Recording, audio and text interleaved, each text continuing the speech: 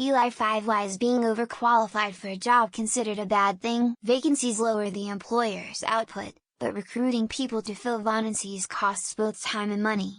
So ideally you want to have as few vacancies as possible, and recruit new hires as rarely as possible. If you hire an overqualified, overeducated, too senior, too experienced, etc. person, chances are high they won't be around long. Eventually they'll be able to find a better paying role, or a more stimulating position, or a managing position, at a different workplace.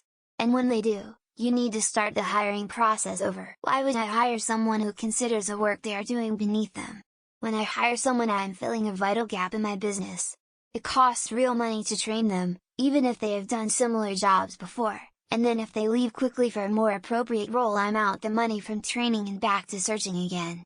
Better to get someone for whom the job I'm offering is an opportunity than someone for whom the job is a gap stop. There are two reasons it could be a red flag.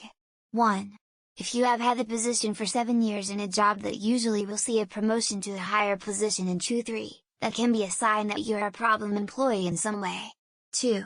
If you are overqualified and a good employee, there is a significant chance they will onboard you, then you get an offer for a job you are qualified for, and then they lose you. Let's say you have a degree in nuclear science, you used to work at a similar plant but decided on a career change. Now you apply for a job as a security guard at a different nuclear plant, but they say you're overqualified. I'd say knowing too much of the business operations could be seen as a liability in many ways, for a position that wouldn't necessarily need that sort of qualification. Employees eventually think they should be compensated based on their skill set rather than the job they are doing. When I post a job opening for an IT help desk position, I often get former system administrators applying for the job. The help desk position pays $50,000, but if I hire a former systems administrator, eventually he will want $85,000 because that's what his skill set is worth. What the rest of the comments have mentioned is correct, but also an overqualified person is harder to take advantage of. Employers like people who will not ask questions, and do as they're told, and who they can pay peanuts to. Overqualified people might think for themselves and try to do things a different way than management likes them done. Let's say there are jobs with difficulty of 1, 2 and 3, higher is better. Then there are 3 people looking for a job with the qualifications of 1, 2 and 3. Makes sense to match them up, right? But instead person 3 takes job 2, they're overqualified for this job. Person 1 takes job 1. But person 2 isn't qualified for job 3. So they get no job. Companies see someone overqualified for a job as either incompetent or unmotivated. If you have the qualifications to land a better job but either can or don't try to, this is seen as a negative. Most companies would much rather have a motivated person they have to train than an unmotivated person who has to be pushed or micromanaged, because being overqualified might mean an employee might quit at any time for a better job, and the employer doesn't want that. Plus employers try to underpay their employees as much as they can get away with, and it's harder to underpay an overqualified employee because they don't need the job as much as a regular qualified employee. The thinking is that overqualified applicants are just looking for a place to tread water while they wait for a better opportunity.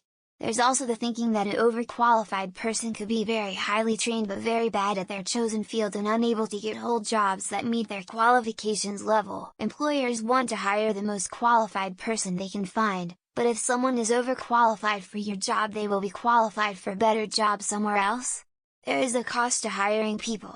They don't want to put in weeks getting a few person adjusted to a role only to have them leave and start over. The short answer: you're likely to leave for another better paying job. You may be temporarily out of a job in your field and may leave the moment it comes available.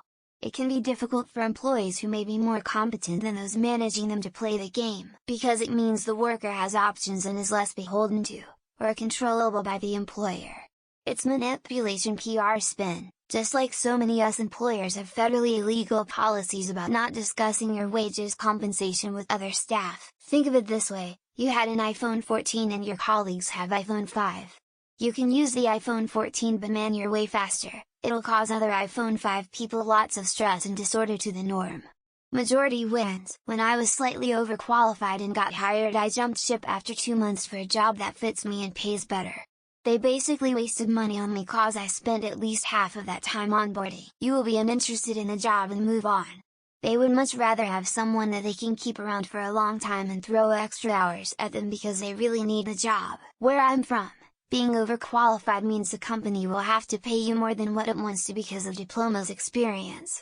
You will more than likely leave pretty quickly, because they know you know your worth, so they can't pay you less for more workload as opposed to a new kid who can probably do the job and willing to be paid less for the experience, etc. It's a bad thing for the employer because overqualified employees tend to quit the job to work at a better job that better matches their qualifications, if that job becomes available. 'Cause capitalism.